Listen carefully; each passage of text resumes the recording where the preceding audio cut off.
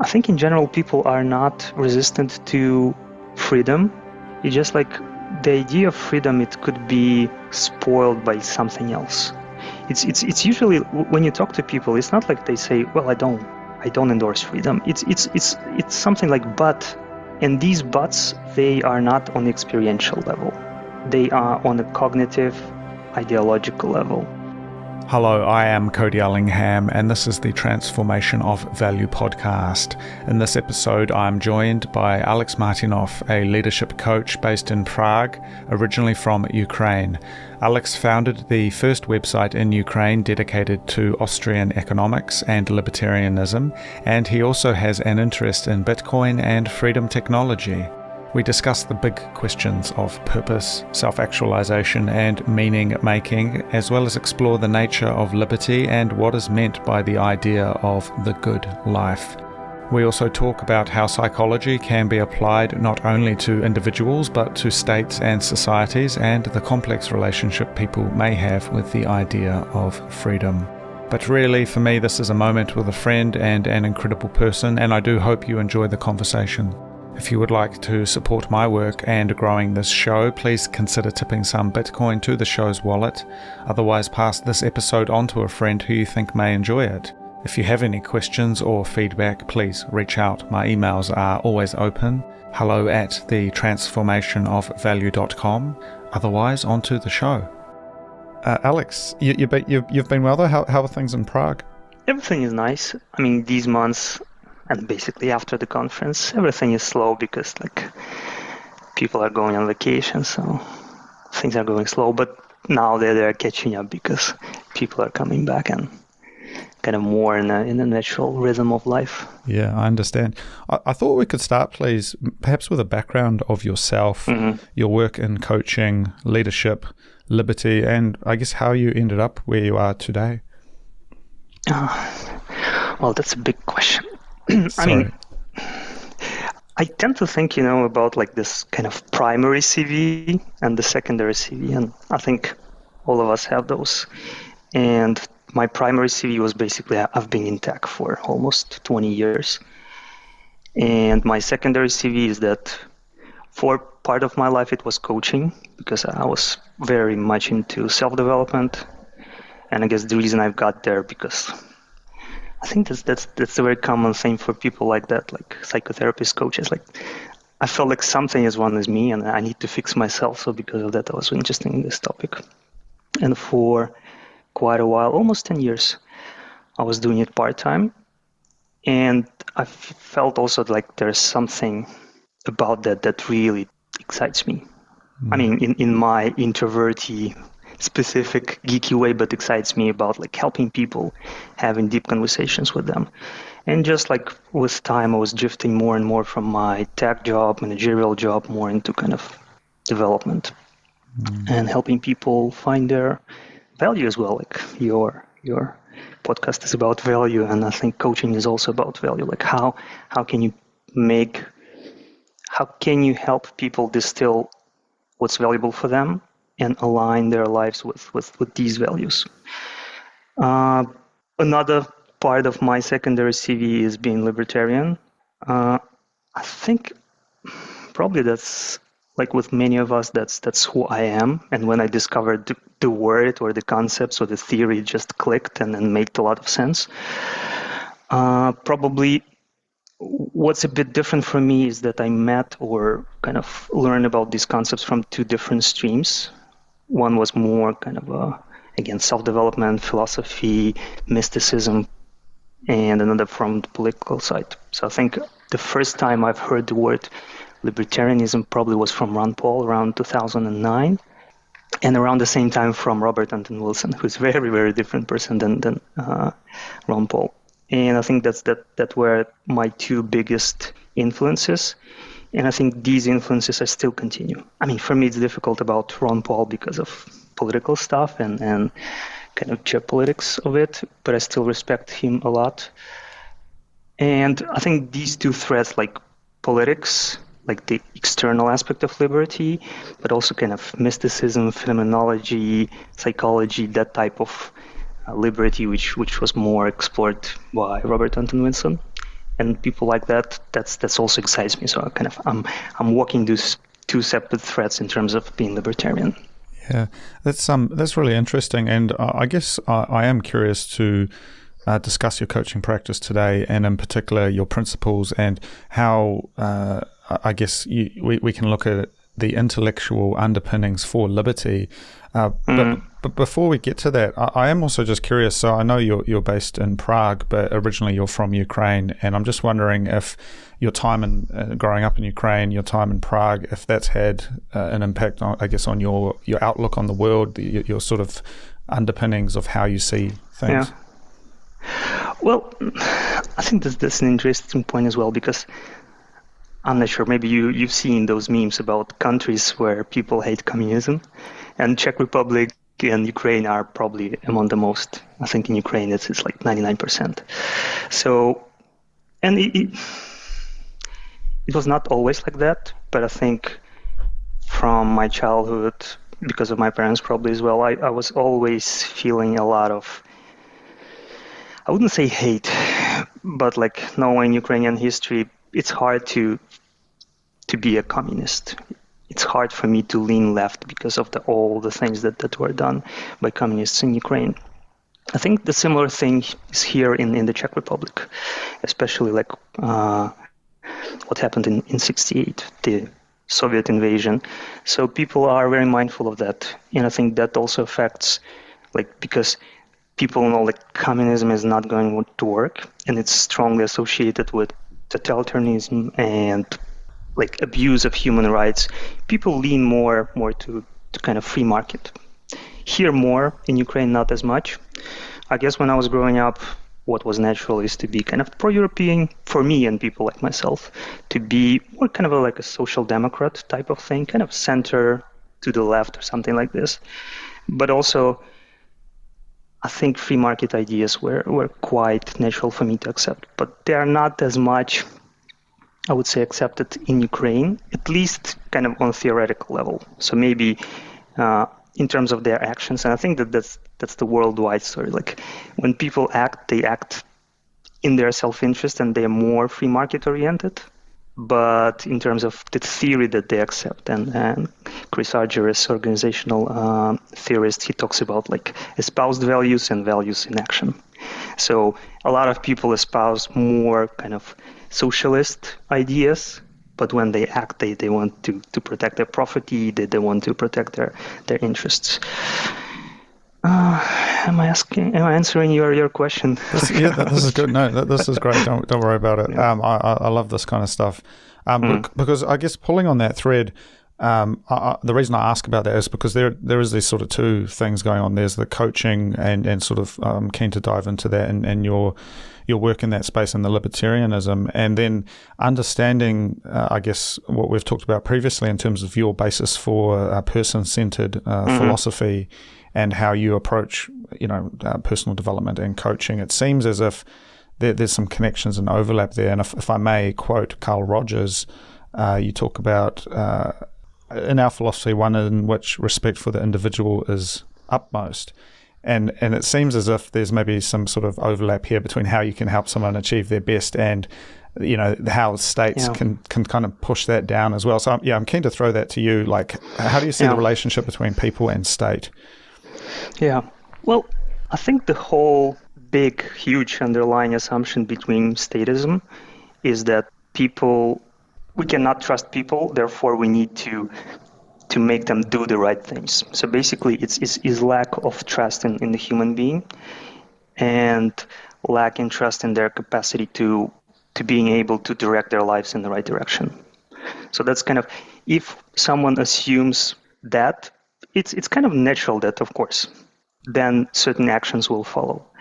And I think Carl Rogers and humanistic psychology, they come, and basically from the experience, they come to a different conclusion, like the person can be trusted.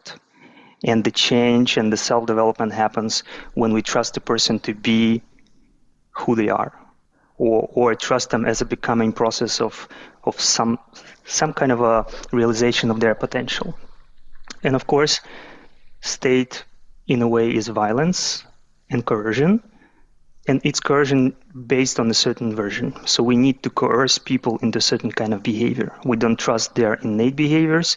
We don't trust their innate impulse to develop in the right direction, to realize their potential, to trust their values. Therefore, we need to constrain their behavior to corral to a certain direction. And I think if one truly adheres to humanistic and person-centered beliefs, they're very much libertarian in terms of just let people live as they are and let people discover their values, let people discover their needs and satisfy them in the ways they see fit. Yeah. Well, as Carl Rogers says here, do we respect his capacity and his right to self-direction, or do we basically believe that his life would be best guided by us, and the us in that case being the coach or the government, perhaps? Yeah. So, I think, well, at least in Ukrainian libertarian community, there was a bit of a apprehension or judgment about psychology, in a way, because I think the Mises's point is psychology is not really relevant. We have praxeology, the logics of human action, and that's enough. And in a certain context, in the context of his book and in the context of study of economics, that's enough. But I think there are also interesting things that we can discover as we look inside. And one of the things I'll probably write someday is something about intersection between Carl Rogers' philosophy and praxeology, because there is alignment. The major thing is that the human being acts and the value is subjective. So these things are both true for Austrian economics and for humanistic psychology, because they don't treat people as numbers as in many other studies of psychotherapy. It's more about phenomenology of this specific human being and what's working for them. Yeah. But what I want to talk about in this talk is about how there's certain threads in different schools of psychotherapy, psychology, that kind of there's certain kind of points of connection between libertarian philosophy and thought and these things. And I think my idea is that we walk two these journeys. One is about changing our outside extraneous world and trying to adjust it to align with our ideals, where kind of mutuality, voluntarism exist, but also doing something about our internal world, because probably our world not going to be in our lifetime the way we see it. On one level, probably because there's enough and a lot of different type of resistance to our ideas. But also, whenever ideas meet the world, they kind of mutate, they change, because we need to adjust them to the reality. So kind of sometimes I tend to start from the first principles. If, for example, if we achieve liberty, what's then? We will still probably have some kind of conflicts with our spouses, with kids, with our neighbors. So there's still going to be some kind of irritation or some kind of frustration inside of us. And there probably will be parts of us that will say, well, I want to watch Netflix, and they will criticize us for not going and writing and sharing ideas and stuff like this. So I think that there are also some kind of parts of us which are remnants of the ideas brought by parents, by schools, by propaganda, which are inside of us. And because they dwell in us, and often without much of self-awareness, it's harder for us to live our life according to our principles. So one of the points I want to address is how can we develop more self-awareness, and how can we align with that's from work from developmental psychologist Robert Kegan. He talks about self-authoring, how can we author our beliefs in accordance to who we are, basically to our values, not just follow the values that were introduced into our belief system by socialization. Yeah, that's fascinating. Just coming back to your point around the intersection of praxeology and psychology, because certainly, I mean, in the Bitcoin world and the libertarian world, there is a focus on human action. But if we do go a step before that, what is the foundation of how someone's worldview is defined. You talk about phenomenology and kind of talking about, I guess we could define it, it's how the way in which an individual experiences the world. Is that maybe a way of looking at it? Yeah. Well, I think a bit of a hard one. Yeah. A lot of this work is about the work that I do is about developing more self-awareness and gaining more knowledge about oneself and like value, the transformation of value. And for me, it's also kind of clarification of value and distillation of value. So let me give an example. For example, your parents want you to be doctor. And what usually happens then is person either rebels and say, like, I don't want to be a doctor and pursue some different career, or the person follows that recommendation. And in both situations, it's a way of kind of unfreedom. So even if we rebel, the rebellion happens because of the idea that was introduced. So the thing is, like, we are not stepping back, we are not considering what's important for us, but we are just reacting to this idea. And often, like, what would happen in the 40s, like this middle life crisis, is people realize like something is missing, and there are some tiny voices speaking in us, and they're telling like there's something wrong with my life, and then it's about like how can we listen to those voices and realize what's really important for us, and then take the action aligned with what's valuable, what's really really meaningful for us. Because often, like, when I start to work, the simplest question of what you really want, is very difficult to answer, because people start with some socially acceptable agenda, like I want to have promotion, I want to earn more, I want to work fewer hours, but like what for? And usually this question, when we dig deeper, it brings certain kind of silence or certain kind of confusion, which is then a fertile ground for the exploration, because then we try to find what's really important.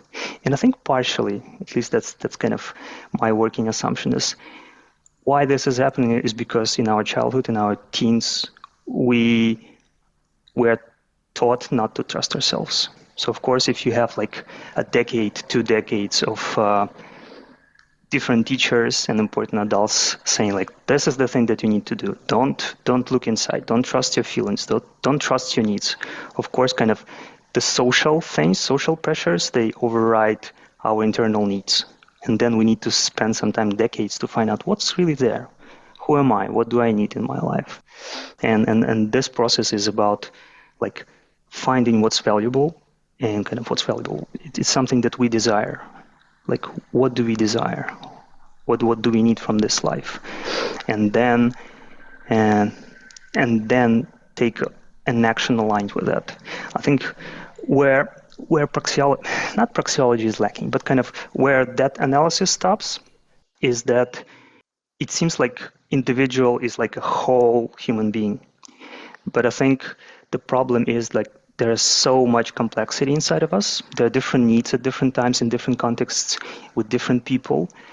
And sometimes also some stuff is kind of buried deeper underneath like what's socially acceptable. So sometimes in order to have more fulfilled life, we need to explore what's there and make certain things of sometimes reconciliation between different parts of ourselves, the ones that wants to be ambitious and the ones that wants to have fun. And sometimes this conflict is causing a lot of anxiety or frustration. And like the usual natural answer is willpower. But willpower like works only so far, and it doesn't bring the real alignment, integration, and fulfillment. At least that's what I see. Yeah, that's incredible. And I just come back to the comment earlier. I mean, as I said, you mentioned phenomenology, which is something, again, a word maybe people haven't heard before, but certainly something that's played a role in my creative practice. This is something a lot of my, certainly one of my creative collaborators We often go for these long walks through the city, talking about many things. And I'm not sure if you're familiar with the Latin phrase "solvitur ambulando," which stands for all problems. All problems are solved by walking, and it goes back to whether it's Jesus or Socrates or whoever. Often just going for a walk and a talk is quite a powerful way to talk through things, kind of while experiencing the city or wherever you may be, in the phenomenon of it, which is that that moment is the unique specificity of that moment is unique in the history of the universe, and you happen to be there sharing it with somebody else. And there's sort of a profoundness to that, which if you hold that and you spend some time with that, you start to realize that, your life is in that moment. What is the next step and what direction do you take? And there's a certain freedom being in that present, if you know what I mean. And being in that state, which for me as a creative person, it's very important for me to return to that, because if we try to think it through too much through the logical process, we almost are bound by existing structures potentially. Yeah. Sorry, it's a bit of a riff, but no, it makes a lot of sense. Have you read The Master and its Emissary? No. Tell me about it. It's a huge tome, but it's an interesting, because it comes from a psychiatrist, and he talks about different ways of seeing the world, basically, to simplify it, from the left hemisphere and the right hemisphere. And in a way, we tend to live in this conceptual world, kind of in an analytical map that we create of the world, which cannot be the reality. The reality in itself is unspeakable, as Alfred Korzybski said. The reality is unspeakable. It's our representation. It's analytical. We kind of divide it into the elements, and then we live in this thing. And I think the creativity is somewhere in between, especially if we talk about poetry, right? It's about the symbols, the words, but poetry is not a conceptual thing. It's about the beauty of the world. It's slightly different with music and with visual arts, of course, because they're dealing with more kind of basically with analogous thing. But it's an interesting thing about how can we reconcile two of our worlds, the conceptual world, which is also important, and a lot of human progress is basically attributed to that. But also, how can we not lose this important part of phenomenology, of our way of living on this being level?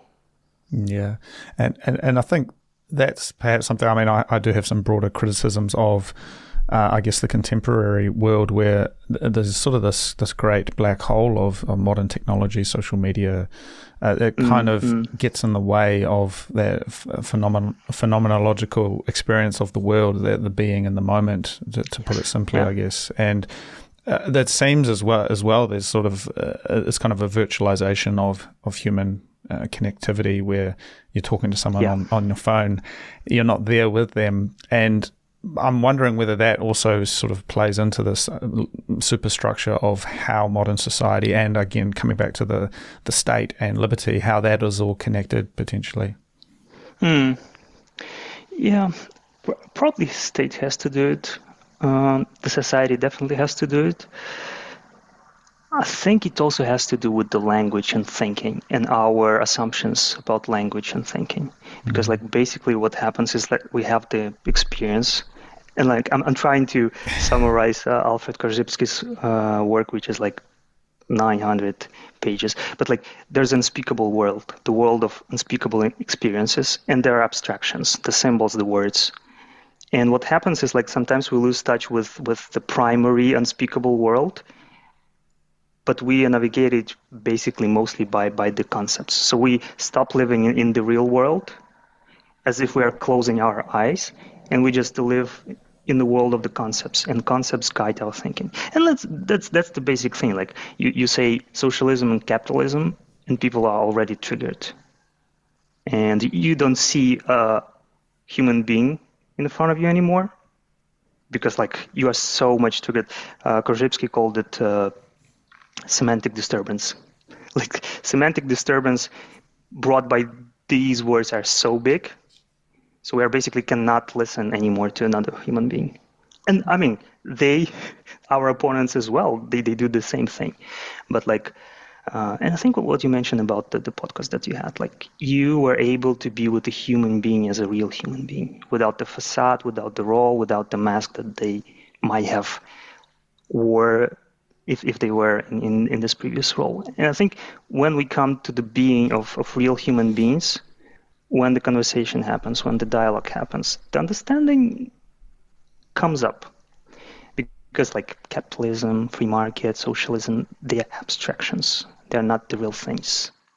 And my idea is like the higher level abstraction is, the more difficult it is to have a normal conversation or a dialogue. So sometimes we need to unpack some of those things. And for me, free market is about respect and about partnership.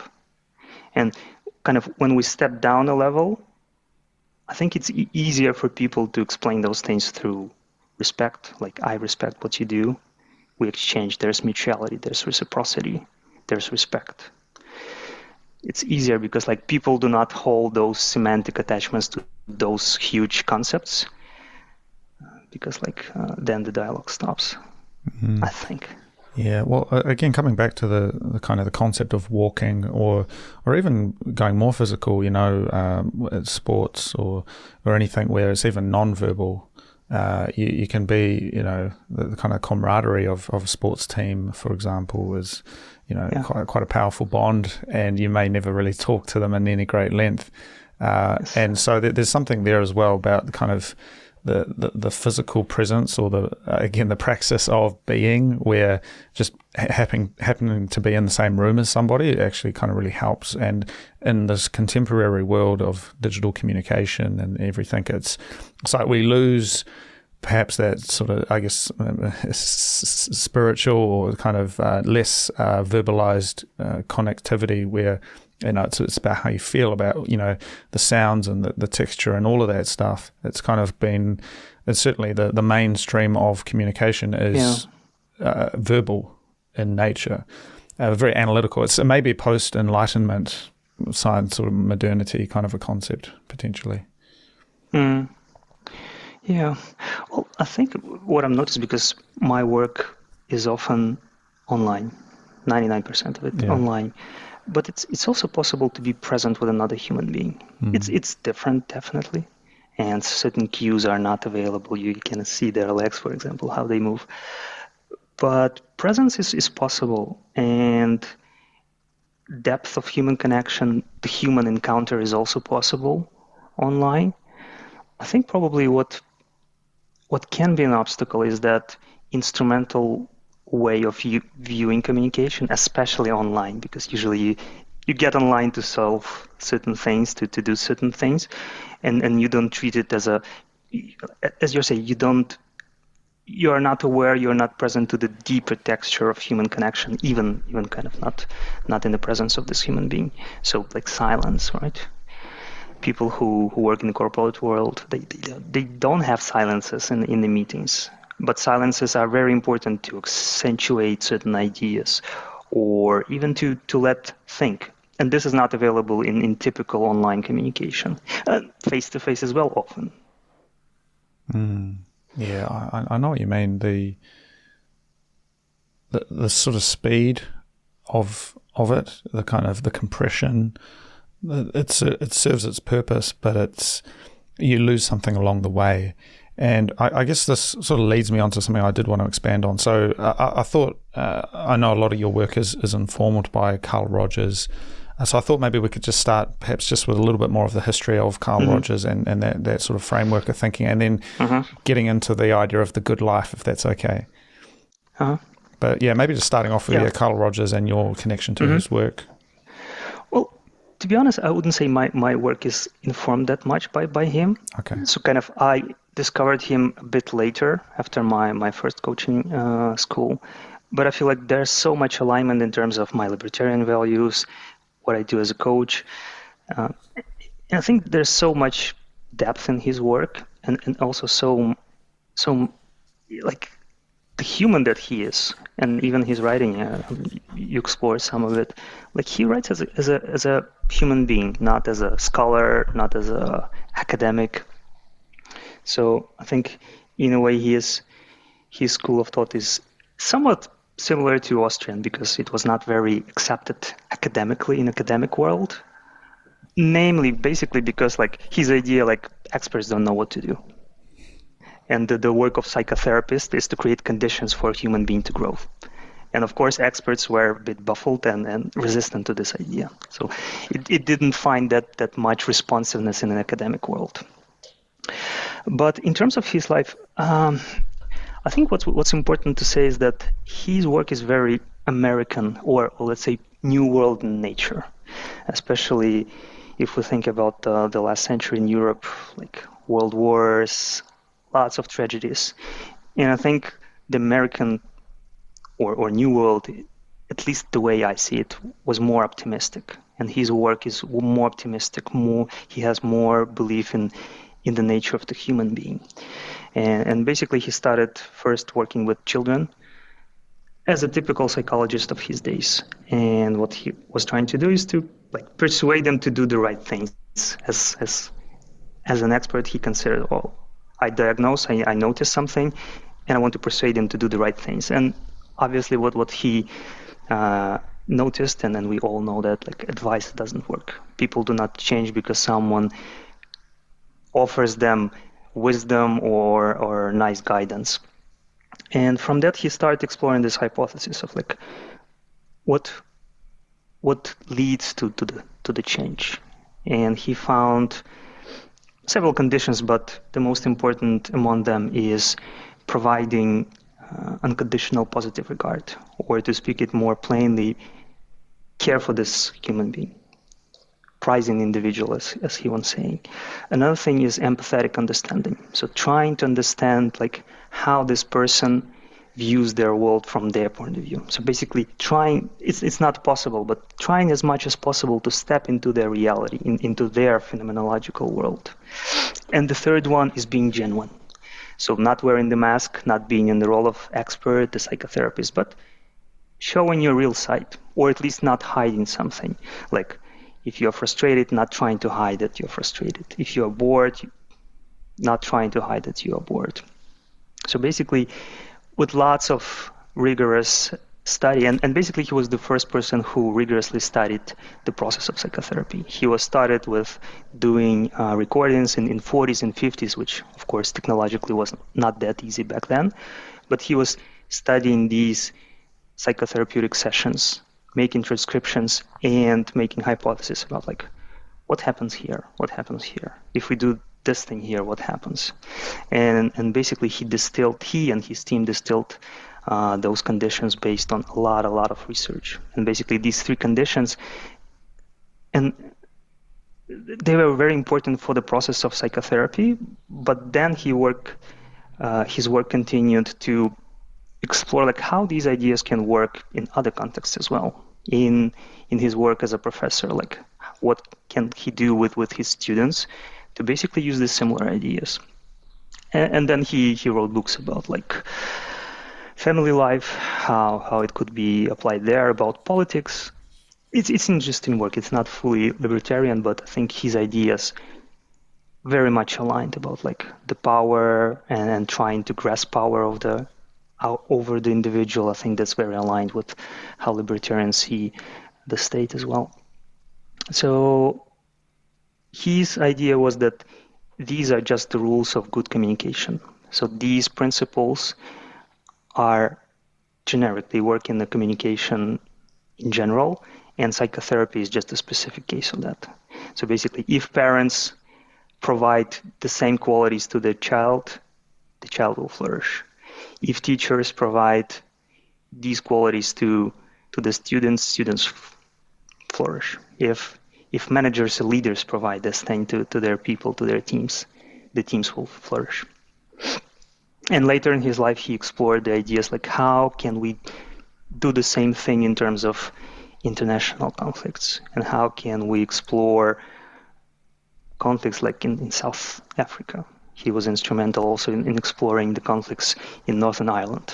I mean, it was like in 70s, 80s, maybe not as relevant now. And he did some work in Palestine, I believe, as well. And there was a huge project that he did to settle the conflicts in Central America. So there was a huge conference in Austria that he held in 84, I think. Yeah, that's fascinating because, again, we're coming back to this connection between, the interpersonal relationship and then also these kind of state to state or state to people relationships, and applying some of this methodology to cross-cultural relations, international relations, politics, etc.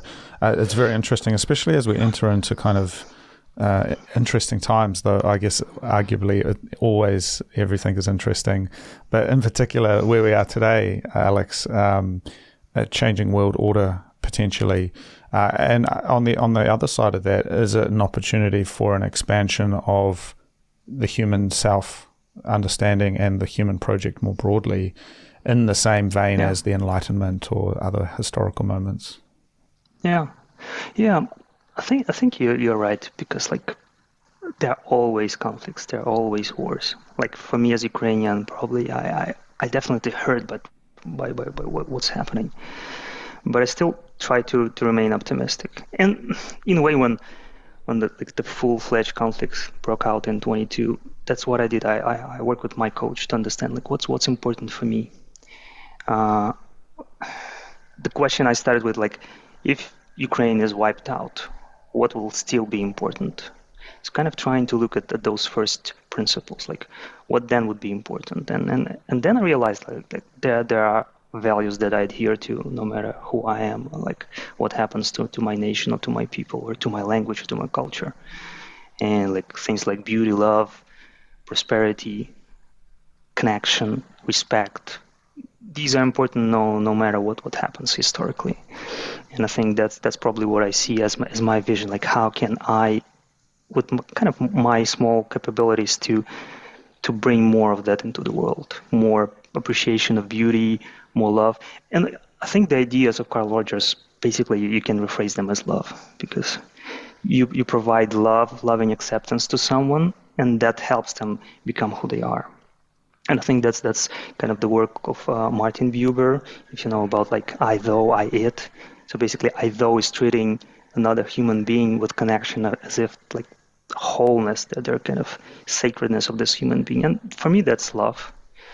There's probably the only Latin quote that I know. It's cool. But basically it says something like, where there is love, there is true vision. Ibi amore ubi oculus, something like this. Literally, where there is love, there is I. But I like this statement, like where there is love, there is true vision. And of course, where there is hatred, the vision is going to be distorted. And I think the more we are capable of providing love outside of us and inside of us as well, that's where the progress happens, and self-development. And I think that's where like coaching, psychotherapy, self-development, spiritual development, they align in terms of like how can we develop this acceptance to the complexity of the world outside of us and the world inside of us, and then live like this life that happens through us. Yeah, that's fascinating. The idea Rogers talks about as well is the good life. I believe he phrases it as this, if I can quote him here, an increasingly existential lifestyle, living each moment fully, not distorting the moment to fit personality or self-concept, but allowing personality and self-concept to emanate from the experience. And how can we look at this, I guess, as a framework for where we're at? Because it seems that all of his work sort of comes back to pointing towards that state of being. I'm sorry, this is quite a big topic, but I mean, what are your thoughts on that? How do we come back to that as a grounding principle? Yeah.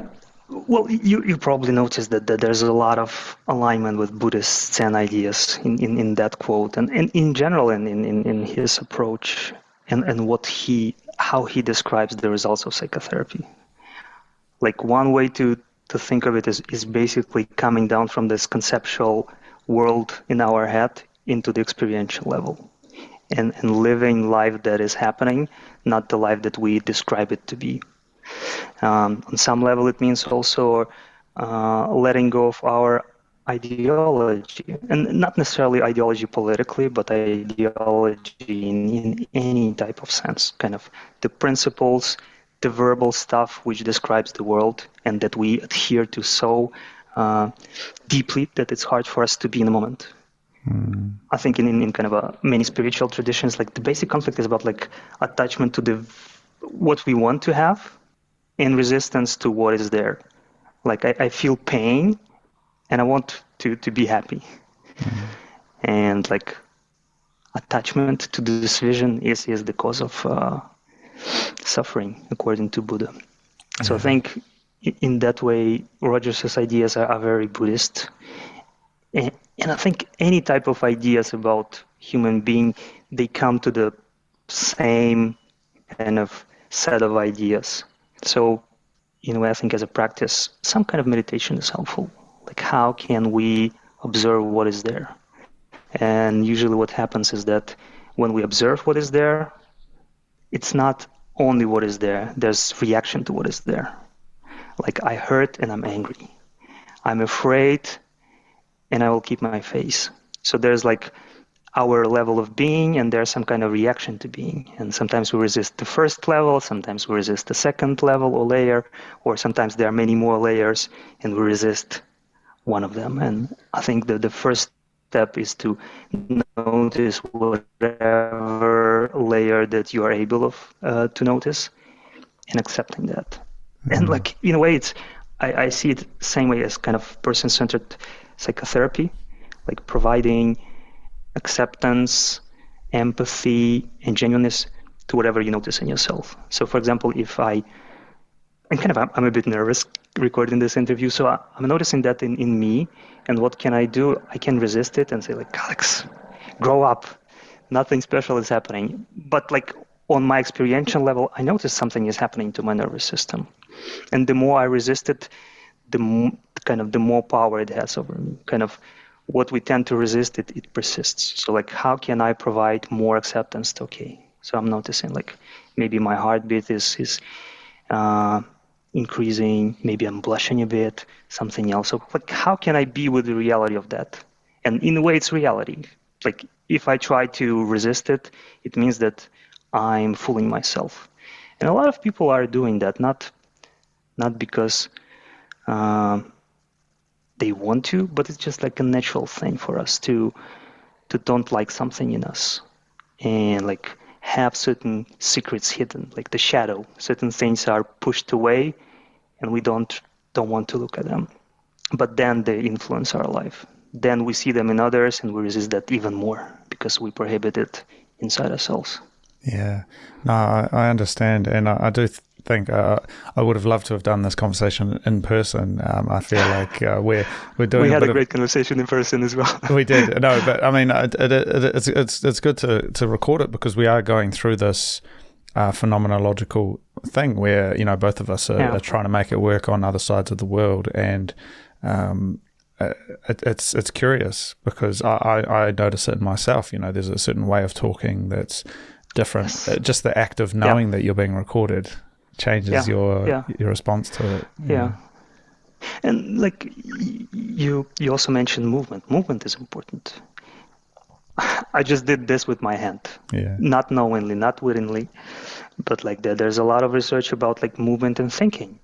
And in a way, one idea is like you cannot really think without movement. So it's not the embellishing of the word content, of the verbal content, but it's part of the communication. It's not possible to do this without movement.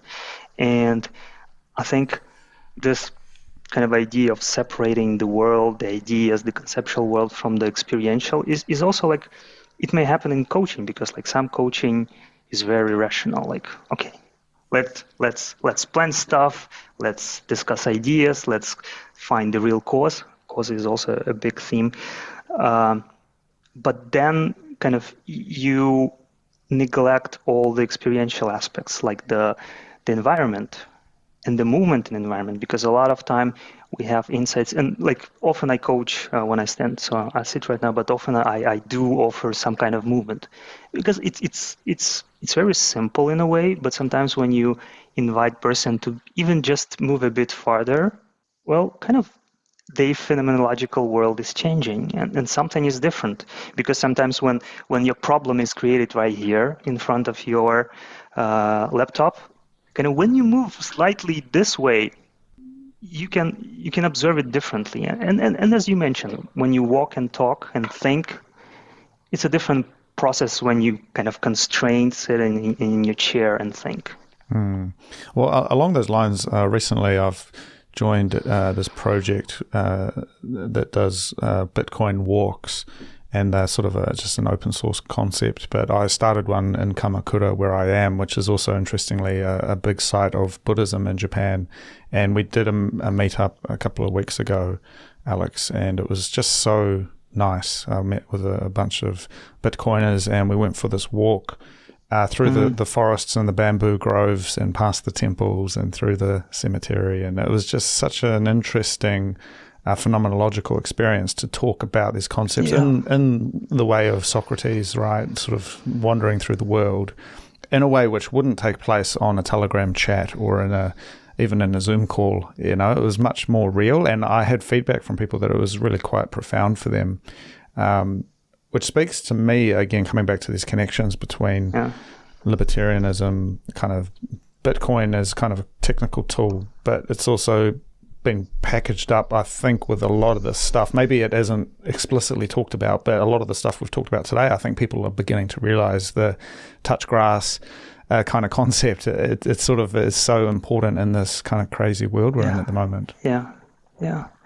I mean, I don't know Heidegger's work that much, but this idea of Dasein, being in the world, is very important. And it's in a very stark contrast to Cartesian idea of kind of like the mind living this kind of different life somewhere else, detached from the world. It's very weird, and I think like cognitive science disproved this idea, because like thinking is embodied, and we are in the world, and then like I like this idea of Heidegger about forgetfulness of being and mindfulness of being.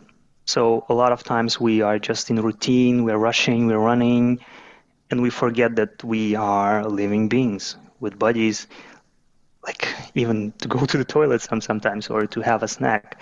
So we forget those things. We forget that we live through our bodies and we think through our bodies, but like our whole life is embodied, and we are located in the space, and we are located in the world. And it's not possible to not be located in the world. It means death. Yeah. I think it's a bit of a deep one, but just coming back to some of these connections between the state, though, and libertarianism, which I know this talk you're doing is focused on that. I'm really curious how we can understand what it is consciously or subconsciously that means people are very resistant to the idea of freedom. Sorry, it's a hard one, maybe. Yeah, of course it is. I think I have a lot of problems with words, and I think words and language makes it difficult. I think some of the things that Karzybski wrote about in 30s are still relevant. The way language is used, and like even he was explicitly talking about like if rulers do this, like bad stuff is going to happen. And of course it happened, and it still happens. So basically the rulers, the state, they also have some kind of power on influencing language. I think in general people are not resistant to freedom. It's just like the idea of freedom, it could be spoiled by something else. It's usually when you talk to people, it's not like they say, well, I don't endorse freedom. It's something like but, and these buts, they are not on the experiential level. They are on a cognitive, ideological level. And these cognitive ideological constructs, they based on concepts, on high-level concepts.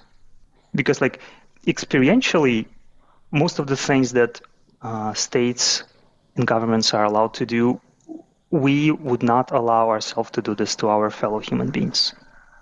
But because there are so many layers of abstractions, somehow it is justified. And I think the thing is, like, when you use words, it's possible to explain everything.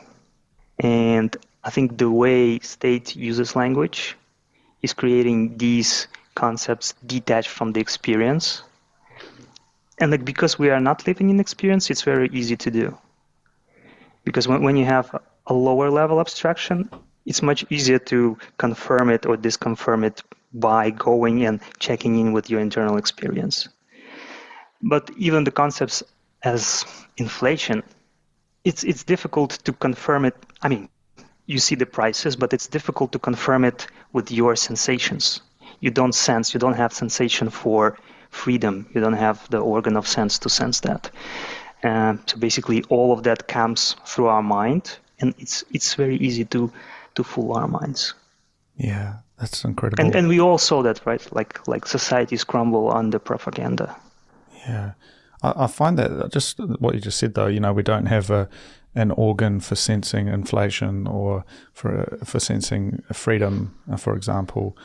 I mean, that really stands out to me because, again, the human senses are the physical and it's the immediate experience around you and in the moment. And everything else is necessarily an abstraction on top of that. And so it's somewhere in there in the abstraction process where the use of language, the use of propaganda, use of imagery, semiotics, and semantics, it can create a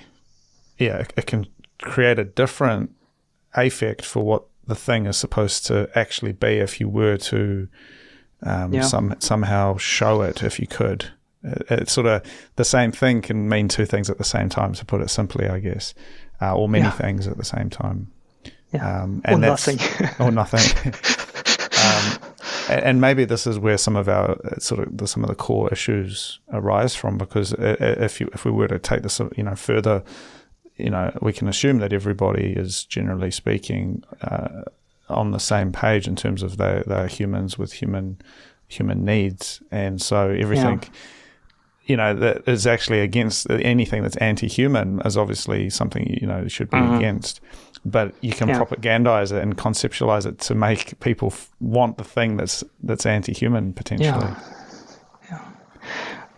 Krzyzewski didn't write about this specific thing, but like for me, I tend to think about righteousness as a kind of a short circuit. Yeah, it's semantic short circuit. Like when I become righteous, I know that most often than not I'm wrong, or definitely I'm not able to listen. And like righteousness is basically short circuit in the conceptual world, where we are not able to anymore be with another human beings, to be in a conversation, to be even without experience. We're righteous, we're angry, so we are attached to our ideas, and we frustrated and angry, and usually spiteful and vindicative about those ideas. And then basically the experience stops. We short circuit it.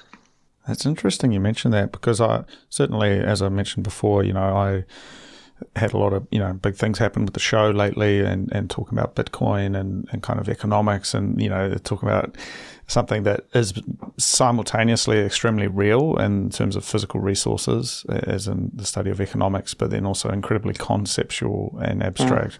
And I'm thinking, okay, what is it that I'm righteous about? And where are the critiques of my understanding of something like Bitcoin or liberty, freedom, technology, without being nihilistic or kind of denialist, without denying what I have studied and learned?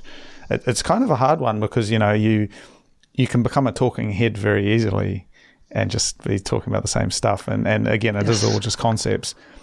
But at the same time, there is a truth that I feel like it's kind of pulling me towards. I think, and that was like that for me and probably for many libertarians. When you start learning about those ideas, reading Mises, Hayek, Rothbard, you start to proselytize. You spread the word. The good word. Yeah. And in a way, you spread the word, but you don't see how people to respond to the word. And usually they respond either disinterested or kind of, okay. I mean, not always. But sometimes what we fail to notice is their reaction. Like, I said that. How does it make you feel? And the pause.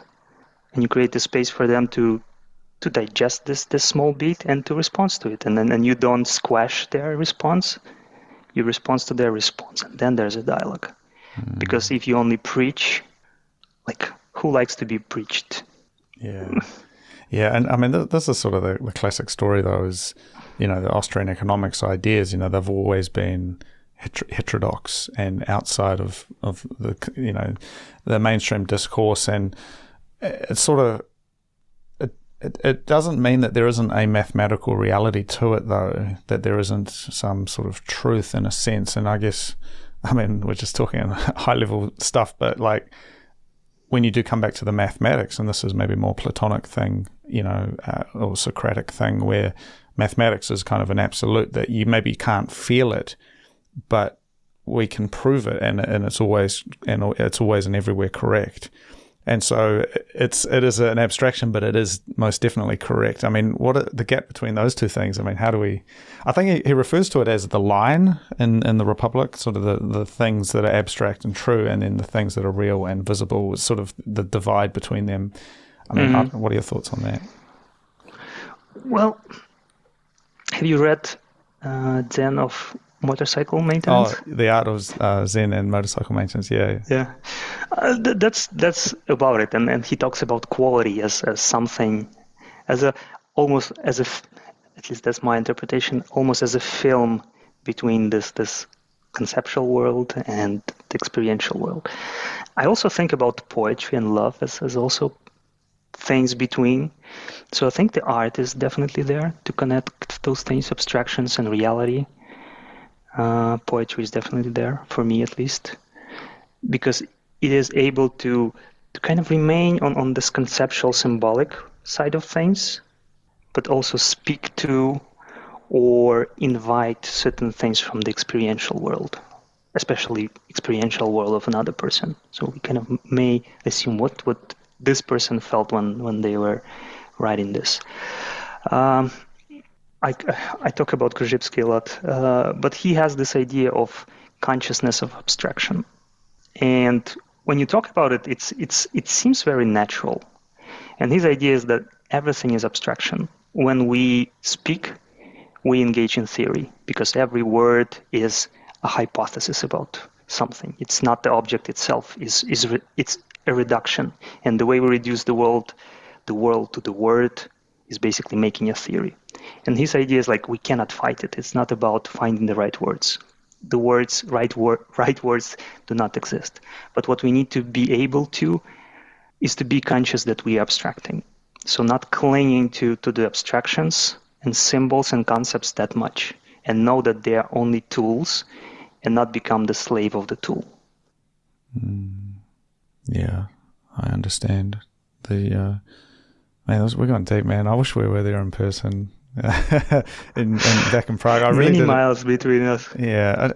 This is good though, man. I think it's something to think about, to keep in mind. I mean, we've sort of been floating around this idea that you're going to be talking at this Free Cities project and this idea of coaching. But even just that for me, I feel talking to you now, it's certainly I've had a lot on my mind recently, and it is quite a grounding experience to connect again and kind of remembering, sort of what, not just going through the motions, but actually, listening to what the voices are saying and kind of where I'm being pulled. I have this concept that I've sort of developed. I think I might have mentioned it to you, called Unmei no Nagare, the flow of fate in Japanese. And so many things in my life have happened where it just sort of it just happened, and it's phenomenological, it sounds kind of ridiculous, when you try and logically explain it, but it's like there's no other way to describe it except that was the thing that needed to happen.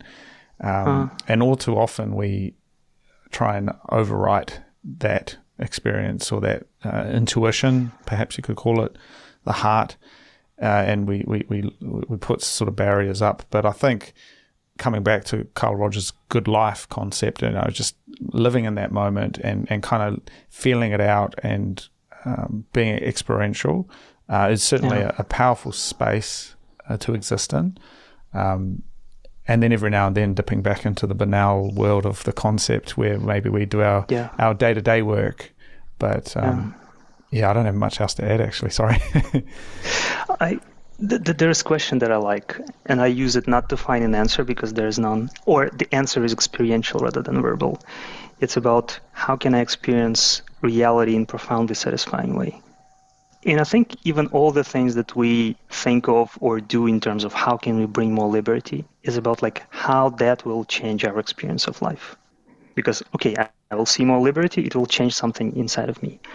I pay less taxes, I buy more good stuff for me, that will change something inside of me. So at the end of the day, it's something about our experience of life.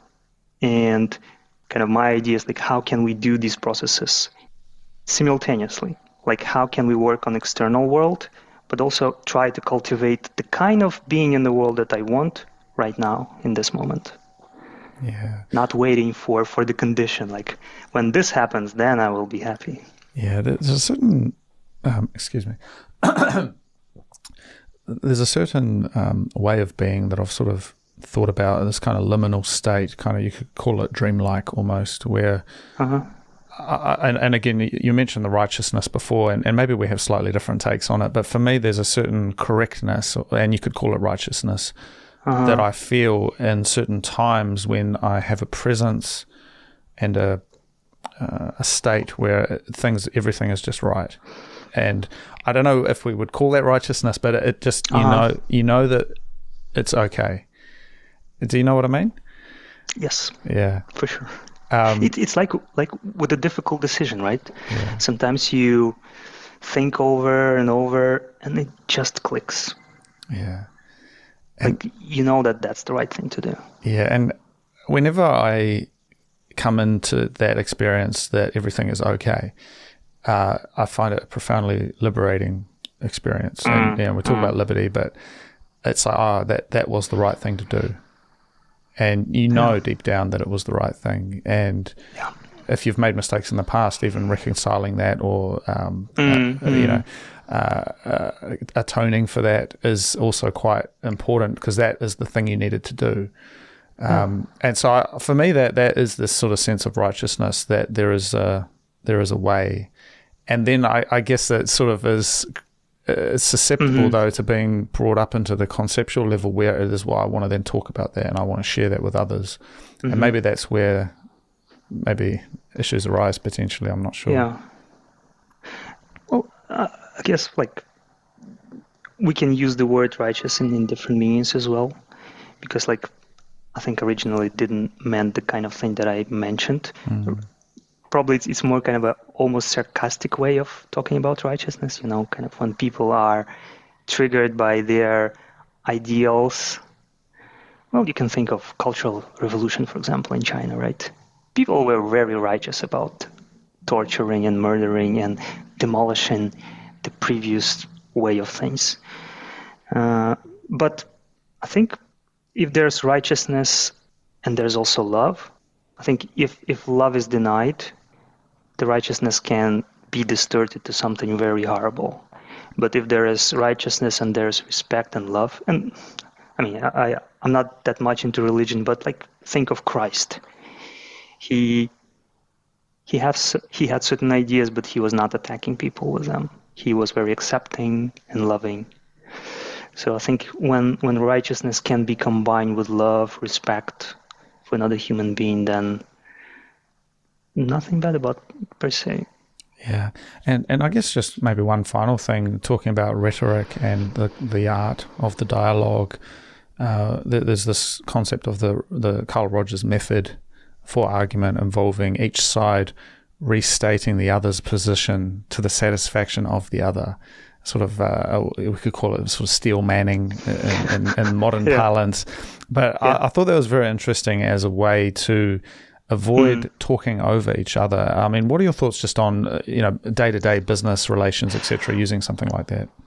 Well, I did this as an exercise. Yeah. When I run listening skills training, I did it. And when you talk about the idea, people just nod, well, yes, of course. It seems logical. But when you start doing the exercise, like immediately, you heard the idea, you dislike, you jump to argue with it. And it's a huge problem in a way, but it's also more of a technical problem. So it's possible to learn to withhold this first reaction and just be with the material that someone is presenting to you. In a way, I think it's also a spiritual act. Like, how can you not judge them immediately? And there's a lot of good stuff written about it, like nonviolent communication, probably the first thing that comes to mind. It's a great and easy read. Again, it's easy because everything seems so logical and sometimes even deceptively easy, but it's very hard to do it on a practice level. Like, one assumption underlying this thing is usually that if I don't argue, it means I agree with them or I condone. And this is basically the biggest impact for the empathy. We hear something and we think that we need to do something about it. But empathy basically is, I hear you saying that. If I argue with my wife, it's not about like, I'm angry. She says, I'm angry. And it's not about me needing to do something. It's me needing to acknowledge you're angry. But like the usual reaction, okay, I'm angry. It means like she's criticizing me. No, it's your fault. But kind of when I, not always, but when I'm able to catch myself and just recognize, okay, so she's angry, you're angry. And that's the empathy. That's the first step. Trying to understand her world in which she's angry, and she has all the right to do that, to be angry. Yeah. That's fascinating. I do appreciate your input on this, Alex. I know we've gone in a few different places today, and as I said, I do wish and I do look forward to seeing you again in person in the future. But you've shared a lot about your coaching practice, your thoughts on liberty, and I know you do quite a lot of writing on this as well. And so if people want to find you, if they want to connect with you, where can they go? I think most of my writing goes to LinkedIn, so that's the easiest way. If you type Alex Martynov, you'll find me there. I have a Substack, but it's more like a notebook for me. So if you're interested in some scribbles and notes, you can find Alex Martynov Substack as well. And feel free to reach out, alex@alexmartynov.com. I'm very interested in those type of conversations, and I like you, like the things that you do and what you do on your podcast, because like bringing this creative view is very important. I think many Bitcoin podcasts are about like technicalities or the monetary system, but you kind of bring a more holistic perspectives, and then that's very interesting. Yeah, thank you. I do try my best to do what I need to do. And so it feels like it's something that's been given to me to pursue. Yeah. But is there? I know we've taken this in a few places, but is there anything else you want to share, just Alex, while I've got you on the call? I think like complexity is a big theme that I'm exploring right now, and external complexity, internal complexity. And I think many problems happens because of the language and because our desire to collapse complexity into something simple. In economics, capital, for example. That's the amount of capital rather than intertemporal, heterogeneous thing, blob of capital. So I think when we try to reduce complexity into something it is not, it leads to a lot of problems. And ability to be with confusion about complexity and to be with complexity is an immensely important skill. Complexity frights us, confusion and not knowing frights us. But when we do not give in to this fear, and interesting and magical things can happen. That's awesome. Thank you so much, Alex. My pleasure. Thanks for inviting. Thank you for listening. I do hope you enjoyed the show. I am Cody Allingham, and that was The Transformation of Value. If you would like to get in touch, please send me an email at hello@thetransformationofvalue.com, and I will get back to you.